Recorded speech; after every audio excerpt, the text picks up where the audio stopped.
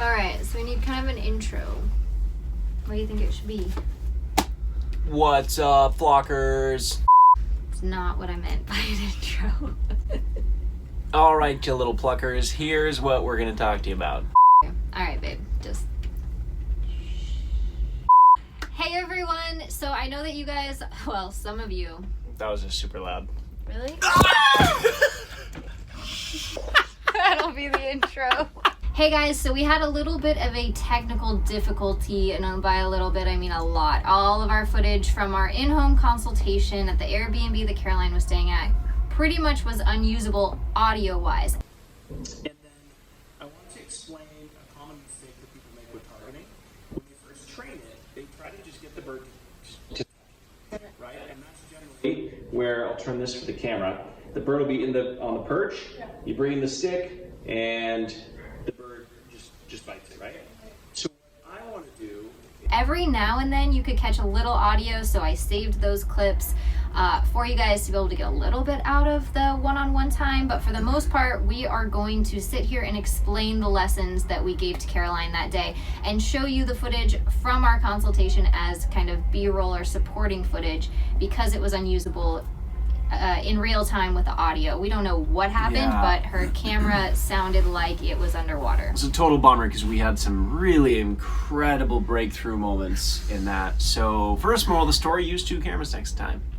So the first thing that I kind of want to go over, which some of you may have noticed from watching some of our consultation videos, is how we set it up in the very beginning. And this is something that Dave has always done because he's the more organized, thinks everything through trainer. When we first start, I usually want to jump in and Dave's like, hold up, we're going to create a plan.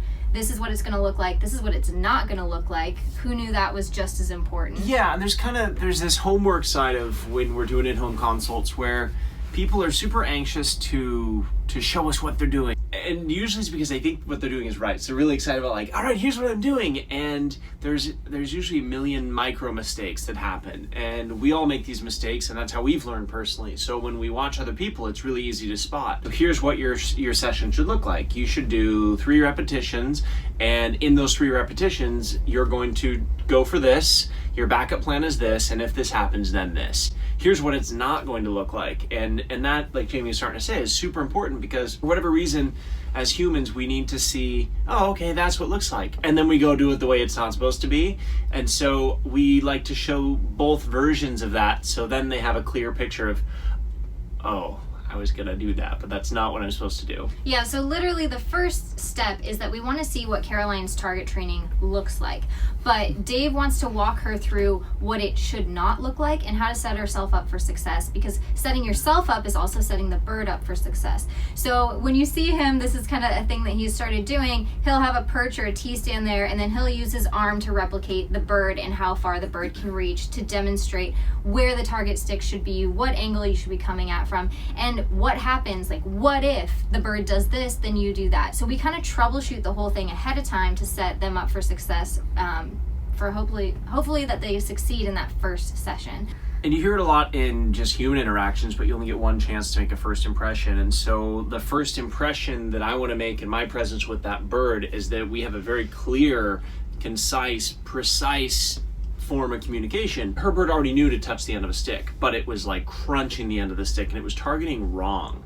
And so, and it was, you know, it could be something that's aggressive and all those sorts of things. And so in that situation, it was really important that she understood what the target training should look like. And that was the bird can slowly come in to touch the end of the stick. It wasn't like reach in, the bird tries to touch it and grab it and so you pull it back so it doesn't do it. And then now that first impression, if you will, gets all screwed up. And so it's really important for her to see what it should be and what it shouldn't be, so that that interaction, you don't get that frustration from the parrot, because if every time you train, your bird associates it with this frustration that you don't understand the bird, it's like working with a teenager, right? They don't get you, right? And so I think it's super critical. One of the first lessons when we were introducing the target training was before we even got to the lesson, while we're explaining what it's supposed to look like, we immediately had to go over what bad touch was, because it was a constant thing that was happening with Caroline. Now, The thing with hormonal triggers with her birds, by the way, not with us. She wasn't like, "Hey guys, it's so nice to meet you." It wasn't like that. She respected space bubbles, unlike somebody next to me. A lot of habitual things. It's just you have to learn how you can touch her, because especially right now in this season, you might be able to get away with the beak stuff in the summer and the winter. Okay, so let's grab a spoon, and I want to see how you're doing the targeting. I will click. And it was one of the first times that I've seen, like we always say, okay, head and neck is fine for you to pet your bird. But it was one of the first birds I saw that when she started to pet here, the bird is like, yeah, right? So, and that's different for every bird, right? And for every person too. Some people might like it. What? No, so what we're saying is good touch, bad touch was important, but I've noticed this a lot too with people that have obsessive shoulder rushers, where the bird just loves to be on the shoulder. They almost all are like the bird too, like, oh, it's so good, it's so good, it's such a good bird. We just love this bird. He's such a good bird. Why is he biting so me? Sorry, but you reminded me of like Dumb and Dumber. Pretty bird. Pretty bird. Okay, so those of you with shoulder rushers who habitually have your bird on your shoulder, the other habit that I've noticed usually pairs like this, and you're this person, is the one that is just constantly shoulder caressing and back rubbing and belly rubbing and belly rubbing, especially beak rubbing, and it's all these interactions that you think are good, but it's doing a lot of things. This is another thing that you guys probably noticed from our master classes. Now, master classes are kind of crash courses in how to do things right with your parrot, or everything that you're doing wrong with your parrot. It's a little of everything, but it's a ton of information on these poor people. Yeah. We're squeezing so many lessons into a 3-hour to 4-hour window that we often confiscate the clicker. And so the reason that I confiscate the clicker in the beginning is, one, to simplify it for whoever the student is, but two, to give that person a break and to give them the chance to just focus on, hey, look, don't worry about the clicker. I'm going to take care of all that for you. All you have to do is what we just explained, what it looks like, and don't do what it doesn't look like.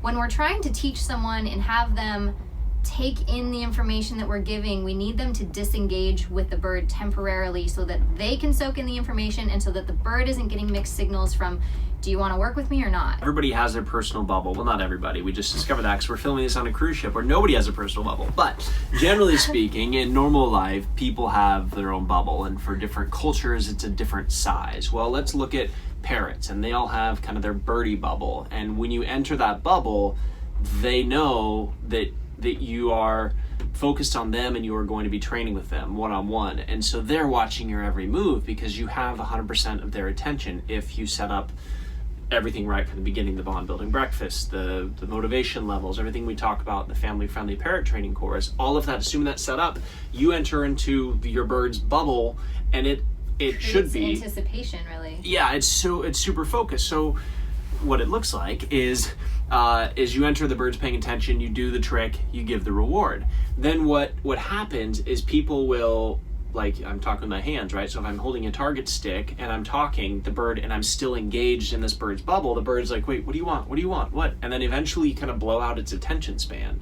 And you frustrate it. So now instead of getting a soft, gentle target to the end of the stick, you're going to get a really aggressive one because the bird's pissed off because you just spent 5 minutes tormenting it while you're having a conversation with somebody. And it's super simple. All you have to do to kind of get out of that bird bubble is put the chopstick behind you, put it in your back pocket, and step back.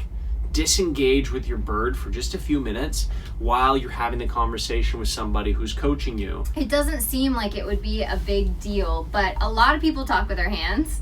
And so when you have a clicker and a target stick and a treat in your hands and you're close enough to your bird where you just asked it to do something and you don't take that step back to disengage and talk with somebody else and put everything down, and you keep it in your hands and you try to talk with somebody, it's literally like teasing the bird. But it's a very, very important thing of communication, because one step is the difference of communicating to your bird, I want your attention, I want you to engage with me, and then one step out of that bubble is literally communicating the opposite of, I'm not communicating with you, this is not directed to you. Yeah, and kind of, we always do this analogy back to the wild. What do birds do in the wild? But when they're communicating to a bird that's in their space, there's all this subtle body language that's happening. It's the feathers, it's vocalizations, it's the lowering of the head, the raising of the body, the fanning of the tail. It's all these little things that is clear body communication to the other creature, the other bird in that case. Well, in these class sessions, you're in that bird's bubble where it's expecting communication, and you've initiated and said, hey, I'm going to communicate you in your language, training, and now the bird's anticipating a cue, some sort of body language or vocal cue, as if you're having a conversation with the bird to bird in the wild. It's looking for that. And so you have to disengage from that for a moment, otherwise it just leads to huge amounts of frustration, and eventually what happens, sometimes quicker than later, is the bird quits. And clear sign with it with a lot of birds is they'll just start to climb down the perch, and that started to happen a lot with Glory. With Glory, yeah. She would show the food and the target at the same time. So when she went to have the bird target, she had the target stick and the food on the same level. So the treat was on the same level. Now, this is confusing to the bird because they know, at this point, Glory knew, I touched the end of the stick to get that treat. But when you present both, she's like, do I just eat? Or do I touch the target and then eat? And then do I target or do I eat? Like, do you see how confusing that is? And so it's really important to present one at a time. Yeah, so again, to show the illustration, this is, and you're from the bird's perspective there watching, this is what the bird would see. And it's like, well, what do you want? And so what I think there's a fine detail that we do is we'll bring in the stick for the bird to target. And if we don't really have the bird's attention, we'll flash the seeds real quick. So it's like, oh, that's what I'm doing it for. That's a hey, don't forget your training, and they see the treats, and it goes back away. And this is applied in a situation where the bird mostly knows the trick or 100% knows the trick. It's not in the very beginning in most cases. So like she said, the bird understood how to touch it. It just wasn't, right? It's because we were losing part of that attention because maybe the motivation level is off, maybe there are too many distractions, the treat value wasn't high enough, all the general things we talk about. But again, that subtle difference was this versus it should have been, here's the stick, I want you to touch it. Oh, you're not paying attention? Don't forget you're working for this. Oh, okay, you touched it, good. Okay, this is another one that I've seen so many people do. So once we actually train people to use small treats, then they have a pile of small treats in their hand, and they're like, here you go, take one. I'm so sorry, but rarely does a bird take one. I mean, they might take one at a time, one, or like Morgan, she would just scoop them up. But if you want your bird to take one treat, offer one treat. Wait, what? So that kind of brings up another thing. When would you give more than one treat? Oh no, that's gonna get way too deep for this. Too deep for this? That's too deep for this. Okay, well, there is time to give more than one treat. There is. But in a general training session... Actually, that would be a great question because so many of you, a lot of you have followed us for a very long time and probably know the answer to this. I refer to them as jackpot rewards. If you watched the Morgan series, you saw when I implemented jackpot rewards, and there was a certain system to that. So if you know the answer to when would be appropriate to give a bird multiple treats at a time, leave it in a comment and I will go through and heart those comments that are spot on and be so proud of you. Because wow. I love that. And that is a very good example of how we can use random rewarding. Okay, so there was this awesome moment where Caroline did something right that we rarely see people do right. Yeah, and this was going back to kind of, okay, we showed you what she did wrong with this situation, and we talked a little bit about the birdie bubble, but one of the things that I was super impressed with is she would disengage the target stick before giving a treat. It wasn't what a lot of people do is let's go back to the example.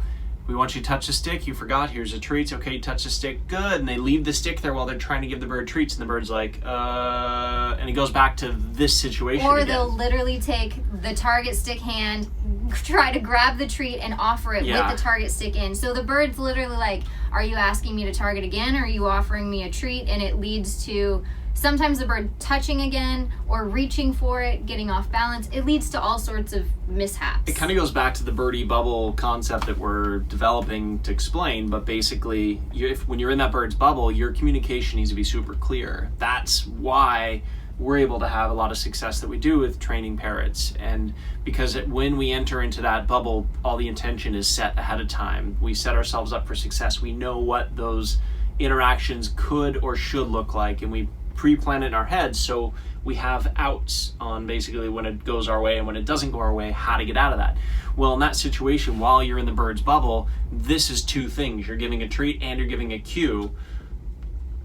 It's not very clear communication. And so what she did great, and this is like Jamie said, like it's not very common for people to do. She was great. She did the behavior, and then she removed the stick from the equation and gave a treat. So that's a subtle but huge difference. Two separate movements, and I think people try to shortcut and make it as quick as possible. And that's like another misconception, is you have to hurry up and get the treat right now and deliver it right now. And Caroline was more relaxed about that. She was like, here, touch the target. You did it successfully. Dave had clicked for her, so she didn't have to think about that. She set it down, grabbed the treat, and delivered the treat, and it was very well done. And I think we don't talk about this enough, but keep in mind that the clicker is what is referred to as a bridge, right? And that bridges the gap between the moment the bird did what you wanted and the time it takes to get a treat to the bird. Now, in that quick example I just showed you, I got the treat in less than 2 seconds. That's kind of the ideal window. You don't want it to be 20 seconds of fishing for a treat. It means you weren't ready, you weren't set up for success, shouldn't have been doing the training session if it's like, oh, click, hold on, you gotta get a treat. Oh my God.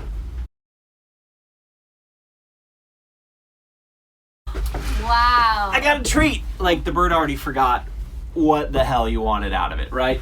So that's just kind of one of those examples that she rocked on it and what it shouldn't look like. Yeah, and again, the bridge is literally communicating. The clicker is communicating, hey, a treat is coming.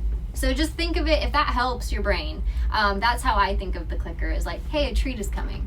One of the things that you guys hear us preach a lot on the channel is to have short training sessions, don't go too long, don't let the bird end the session.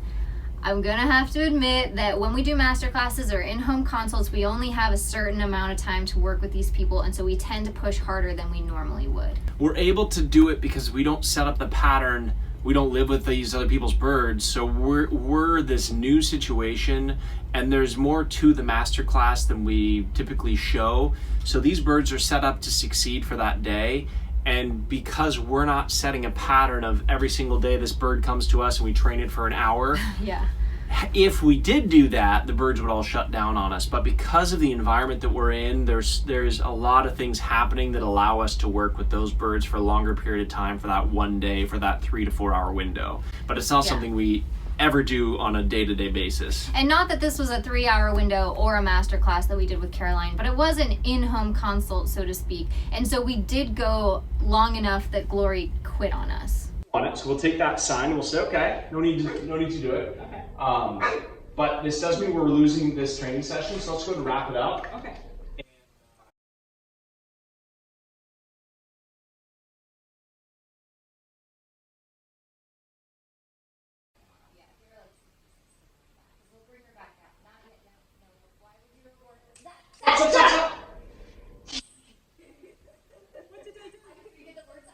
It's a habit of yours, so this is another habit to be aware of. So one of the things that you've told us is you're like, oh, it's really annoying. All she wants to do is sit on my shoulder.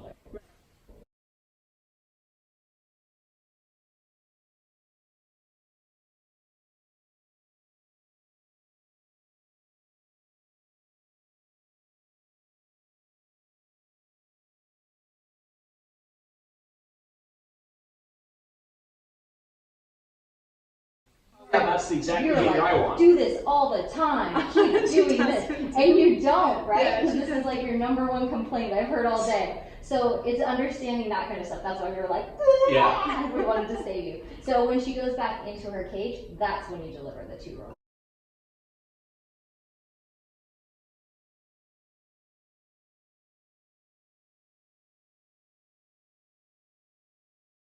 And what happened is Dave wanted to be able to show Caroline what some more training would look like. And the interesting thing that happened that I wanted to point out, in case you guys didn't catch on to it yourselves, is when Dave asked Glory to touch the target, she did, but she didn't do it for the treat.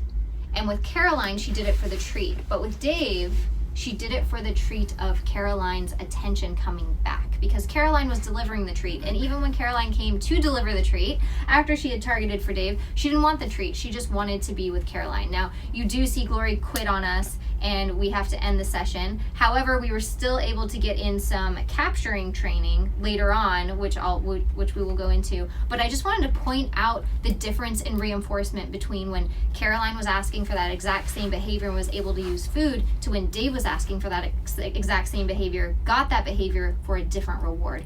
It's just something that I guess it gets a little bit advanced for a lot of people, but recognizing what is reinforcing to your bird and why your bird is doing certain behaviors is so important to make sure that there's harmony in the household, because a bird responds differently to each person in the household. Okay, so we did the family-friendly parrot formula course because we were recognizing that there was basics everybody needed to know. And although our start was looking and reading at all these scientific publications on operant conditioning, and then we simplified it to be used in the household, right, so that we could understand it.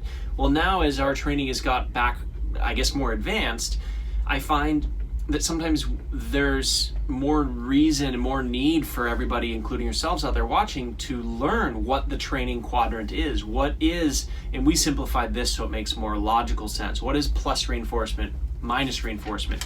Negative reinforcement is not bad. Negative just means subtract. So we go through that a lot on other stuff, but recognizing, okay, plus reinforcement is anything that you're adding, you're plussing, that your bird wants, quote unquote wants, that's going to increase that behavior. And so this is another comment question, if you want to leave it below.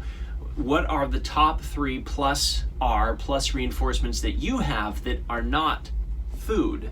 Being aware of that is going to help you have a better understanding how to train. So again, looking back at that video with Caroline, I offered to do the target, the bird did the behavior I wanted, and the reinforcement, there was a minus reinforcement of me leaving slightly, but then there was a plus reinforcement of Caroline entering the room. And that was a higher value reward than any amount of treats for that moment. And so I do wonder for you guys, is it you entering the room that's a plus reinforcement? Is it, other than treats? Is it when you're really quiet? Is it when you're loud? Try to think through those things. What is going to increase a certain behavior because your bird, again, air fingers, quote unquote, likes it? Another thing is, and I know that maybe quite a few of you didn't watch the video on Caroline's channel about skydiving. It was the one titled how she failed us because she was, how late was she? 30 half hour late. 30 minutes for our first late meeting. On meeting us in the very beginning. And so Dave made her punishment was to go skydiving. Well, Caroline has been skydiving and absolutely hated it. Our friend Alicia was there. She was also late, and her punishment was skydiving, but she was incredibly excited about it. So it was no longer punishment to Alicia, it was actually reinforcing. And we were trying to, throughout the day, we were having fun with it, but we were trying to explain what reinforcement and what was punishment to Caroline so that she could understand the training quadrant better, which she was constantly failing all day, and we were having a great time about it. She's such a good sport, and she was so much fun. But we were even talking about, hey, what's your favorite food? What's your least favorite food? And she's like, I don't really like cheeseburgers. I love sushi. And Dave's like, well, if you do a good training session, you get sushi. And then later he's like, oh, you earned a cheeseburger. And she's like, I don't want a cheeseburger. And he's like, exactly. So understanding that, it goes deeper. And if you're willing to watch that video, it is hilariously edited. It's really funny. Fun. And it has a few lessons in there of basically the concept was, if Caroline and Alicia were birds and you were trying to punish them for being late, right? And you give them both the same punishment. One person receives it as reinforcement, one person receives it as punishment. And it's the same with birds. The birds get to determine what's reinforcement and what's punishment. You have to figure out what your bird determines as those things. You don't get to choose. You don't get to say this is punishment, this is reinforcement. Your bird decides that. It's your job to figure it out. In the video, you see Alicia just cheesing because Caroline realizes, like, well, wait, this is punishment. And Alicia's like, yeah. And she's all excited. She's like, wait, you were late too? She's like, yeah. So in that scenario, we accidentally plus reinforced Alicia for being late. So she's always gonna be late every time. And this is actually what's kind of funny to go on to that more. So what is the treat value, right? So the treat value for Caroline, like that was punishment. She did not want to do it. There's no treat value. In fact, it had a reverse effect. But with Alicia, it was like highest treat value to the point that now she actually went out to go get licensed as a solo skydiver. So Literally. That's like a jackpot reward for her, right? And so now she's gonna be late all the time. She's just not going to show up. Sorry, Alicia. Thank you guys so much for tuning in. If you know of other YouTubers who need our help, please leave a comment below. We're always interested in helping other channels out. And if you got value out of this too, feel free to share it with somebody. Share it on a bird forum or bird club, or with somebody you know that has a bird that maybe is petting the bird in the wrong way. maybe they need a wake-up call.